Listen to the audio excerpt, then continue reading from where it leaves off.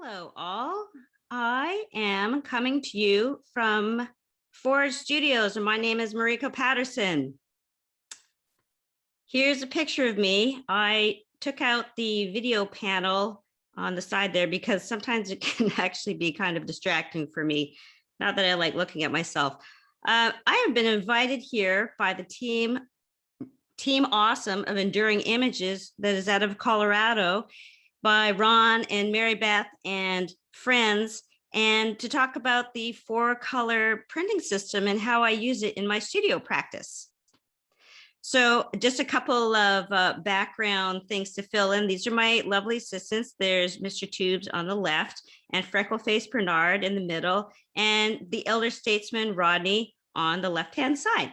Or the right-hand side, I should say. I'm originally from Vancouver, British Columbia, where I went to school at Langara College, and then I skedaddled off to Calgary to the Alberta College of Art, and then did my master's degree down at Kent State in Ohio. Vancouver is very pretty and an eating adventure.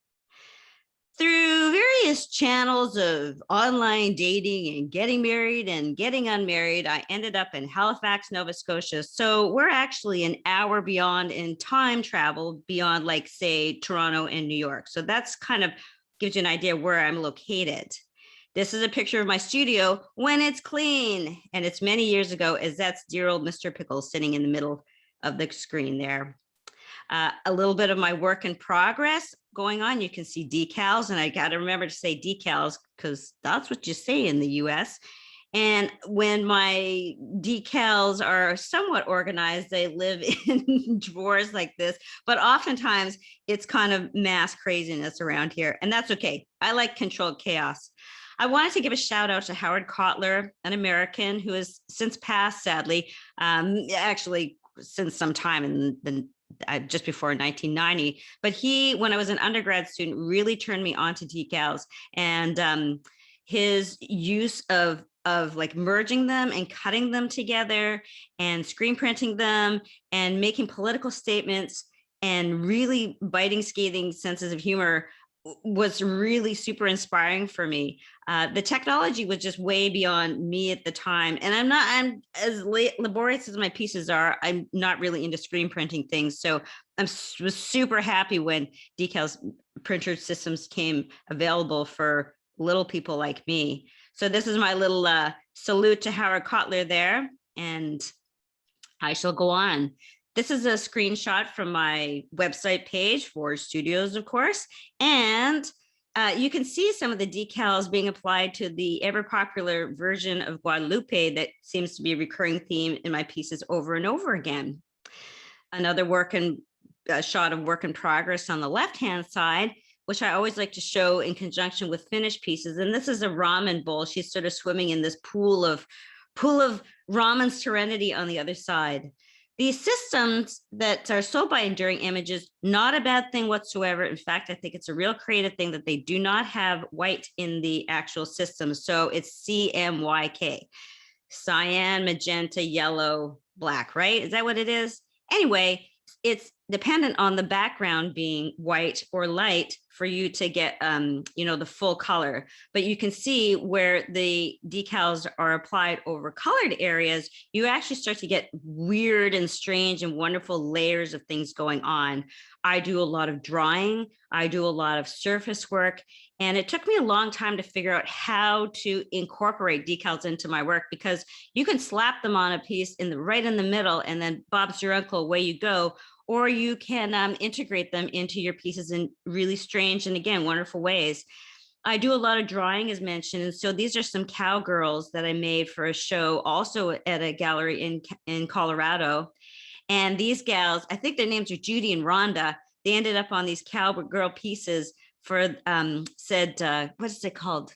Visions West Contemporary, I do believe, is a gallery. Forgive me if I'm blanking out at the moment. So I laid them down, but then oftentimes I actually go over the decals with China paint and such to create even more of a layer of depth. Again, one can use decals all over your piece, and that's it. Go home, you're fine. But I choose to make these really, really involved pieces with all sorts of layers. And so really the amount of decal used on these parakeet or budgie pieces is very tiny. So how clever, the budgie's looking at it himself in the mirror, which is gold luster to create a mirror effect there. And so I like to just sometimes tuck in those little details. Again, these decals are set in a whole bunch of swirling mess of China paints here. And I'm as many pieces that I make that are homemade, hand formed. I also like to source a lot of commercial, whereas I kind of suck at making these long pieces. They always seem to crack on me. So whenever I'm at the store or the dollar store or wherever, I like to pick them up and I stash them away like squirrel nuts for a later day. I found these two ewers, as they are called, at an antique fair in Toronto, and they were pretty much white except for a little bit of eye work and whisker work. And so again, you can see how the red is like blocked out all these areas. And then I like to, put decals on there till there's no space left. These pieces with the honeycomb pattern are mold formed, and I found them at your equivalent of, say, Marshalls or HomeSense or Our Winners or whatever you call it. And again, I'm always on the hunt to find interesting surfaces on which to overlay images. And I think these guys live in Japan, or some of them live in Japan now. I do sculptural work, and sculpture to me means many, many things, and many, many things to you too, but oftentimes they do tend to be larger. These buses, these Winnebagos, are probably a good 16 inches tall because that's the height of my kiln. And a lot of the decals that end up on my pieces, they end up getting bigger and made bigger, and they're recurring themes. I love the willow pattern out of England. It's very ubiquitous in the ceramics world, as you know. So this piece often shows up in presentations, and I've isolated some of the actual parts on the plate and made them into 3D forms and piled them on top. But in between all the China painting, again, I've just strategically put little bits of decals. So sometimes it's like putting on mascara. Is just a little something to bring things out. I mentioned this in my demo that I've inserted into this crazy presentation that I have. So this is kind of meta. It's a vintage decal that I put on a tile, and then I took a picture of, and now I'm going to have it forever, but I will detail that in the demo part. This is the piece that was on a previous slide that I was working on, but it's now completed. And actually, it's just went off to Pittsburgh the other day. So again, layers and layers of different things going on. Your eye perceives all these layers in very, very subtle ways. So in a way, the decals are like the final thing that makes things pop for me. The laminate that I use is glossy, although there are other papers available. And Ron's far more versed on that than me. I gotta go for the glossy stuff. These are, I think I called this my Ming-a-ding-ding vase. And again, some of the detail work on those Ming vases is hand painted, but if you were to zoom in, a lot of those decals are applied. So again, you get that push and pull of things going on. Who would I be to talk about Donald Trump and his banana republic that he just exited from the White House, and of course his friend Stormy Daniels. So I have merged decals on there together. I use Adobe Photoshop Elements, and I'm a techno kind of klutz, so I find that it's a really great way for me to design things, and then I put them into actual Photoshop to print for myself and to print for you if you so feel if you feel like it. Anyways, now it's demo time, and I've got a demo on not so much the basics, although I touch on the basics of applying decals, but some other pro tips or things to consider when putting them on different surfaces. So have a listen, and I'll be right back.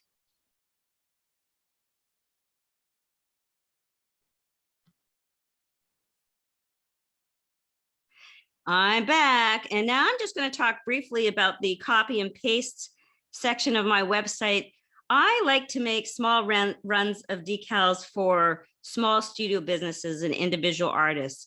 My friends at Milestone Decals, I do believe they have enduring image printers, and I have a number of friends who also print in the States too. So I tend to send the big orders down to those guys, and they also do screen printing, and you can get gold luster decals made there as well. I do a lot of logos for people, and sometimes I never see what they go on. So I kind of hunted people down to send me pictures of what's going on. And I was really thrilled to see Gabrielle Labs of Monashee Pottery of Revelstoke, BC, to see you know, just how lovely these decals look on the mugs that she's making for her business. This is Katerina Goldnow, and she uses decals on her own work, but she also asked for some to put on and pair with her daughter's line of body lotion and such. They put together these amazing packages for her charcoal and rose petal business. You should check it out. The lip balm is amazing. I have neighbor gals, Ava and Molly, and sometimes they like to draw pictures for me of dogs, my dogs, their dogs, you name it. And so I surprise them with decaled mugs for them. I just hand them over the fence to them in the summer. Lisa McGrath is another one who sends me these amazing drawings. And I just had no clue what she was popping them on. She is also out of Calgary, Alberta. There's a lot of Albertans in this presentation. And there's another slide of hers, really, really charming. And I mean, again, you can put your decals on one flat white plate, but then you can send it into a whole nother universe, pairing it with different glazes. So you can really, again, see that push and pull of textures and layers. Oddly enough, Teresa Johnson is Lisa's sister, and we went to school together 1,000,000 years ago. And so I'm so happy, after doing all sorts of things with her life, she's actually circling back and doing ceramics again. So how apropos for her to ask for wash your hands decals for her first run from me. Caleb Romano of Edmonton, Alberta is a super duper duper star. And we call these forms Unomis, Japanese form. And he's really hitting the big time here. So he orders sheets from me. I print the 8.5 by 11 size, as opposed to the larger 11 by 17, I guess it would be size. And so he cuts out all these little tiny hexagon pieces and puts them into his honeycomb pieces, and they're just stunning. I thankfully I have at least one of his pieces. Bow and Antler Northwest Goods out of Campbell River had this really wonderful image. Again, I wasn't certain what they were putting them on, but I was so happy to see how they've integrated this bas relief texture of the leaf, perhaps on one side of the mug, and then the decaled image on the other side, again from hand-drawn images that they do. Barb Tipton is someone very near and dear to me. We taught together in Calgary, and she's working with a friend, Bruce Pearson here, who did the illustration on the right-hand side. And then she wrapped it around these tumblers to make just the most glorious kind of droopy pieces that I need to somehow get one. But they're just wonderful. And I'm so happy to see decals used in such weird and interesting ways. Jamie Gray, also of Calgary, we've been working together quite a while, and she's got some pretty saucy images. And so I thought I would show you a couple of the ones that I could put up here. And she's got a great collection of vintage plates and such that she sources and stores up. And then she puts these really fantastic images on them with, again, like these quips and puns.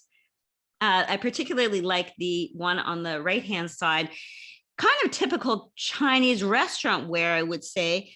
And she's just like subtly integrated that skull piece in there. So it's got, again, like a different varying texture that I think the decal probably reads quite flat, as you know, in contrast with that slight relief on the rim there. BJ Watson is out of Huntington, Pennsylvania, and I always get a good laugh when she sends me all her X-File files, so to speak. She merges the decals that I make for her with decals that she finds here or there. You know, you can buy them off of Etsy, or you can buy them off of eBay, and they're quite vintage. And so she's got this push and pull going on as well. Lisa Bernal Berthur, I hope I'm pronouncing your name right. She not only makes ceramic wares, but she also, well, ceramic functional pieces, but she also does these mixed media pieces that use ceramics as well. But these are some pieces I do believe for, I don't know if it's for her kids' sports team, but I just thought they're hilarious, especially with the breadsticks. And some of the decals in progress. She was so great to post them on Instagram or Facebook. I can't remember which I sourced them from. And these are these beautiful moth. I just, you know, sometimes people send me files. I'm like, what were they thinking? And what are they going to go on? And so these moth decals just look so wonderful on her handmade bowls. Jennifer Gallia is someone I just, you know, we have yet to meet in person, and she is from way out Woody Point, Newfoundland. She draws scenes, these really charming illustrations from scenes from her community and neighborhood and workplace. And so, you know, sometimes we see kitten decals and puppy decals, but she's doing, you know, she's drawing the welders, she's drawing the work people in her community. And I just thought it was absolutely genius that she made this welder piece with sparky gold luster on there. I have an order in for one. And finally, I don't know really anything about putting decals or using them in conjunction with slump glass, but I do have a couple of clients. Tadas Safranovich is a newer one, and he also works out of Alberta. And he makes these shot glasses and tumblers and such with scenes from the Saskatchewan and North River. And they're so lovely. There's like a silver leaf that's floated in there as well. And he kindly sent me a couple as a gift. Also, Jocelyn Watson of Glass Candy, she and I have been working almost from the get-go, from the beginning. So thanks for sticking with me for so long, Jocelyn. She also works quite a bit with slump glass, but I was thrilled to see that she's actually popping the decals onto some commercial wares as well. She has an online shop, and I believe she does the farmers market circuit when that gets back and up and running again. And she's got a definite thing for bicycles as well as nature scenes. And so I just love her sense of design. So do check her out if you get a chance. Anyway, that's my like put your seatbelt on, take your seatbelt off presentation for Enduring Images.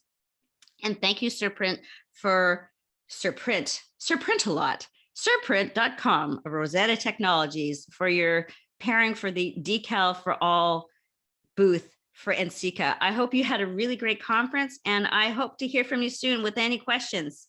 Take care.